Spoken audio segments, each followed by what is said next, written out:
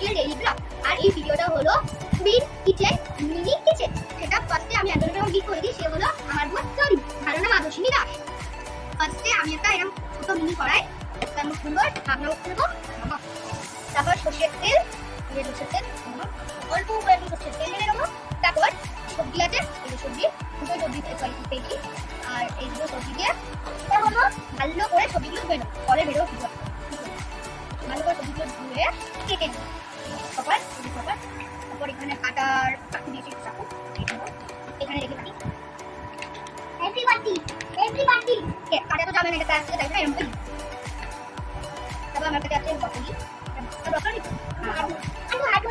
না ব্রকলি কেটে আমি এখানে দিয়ে দিই।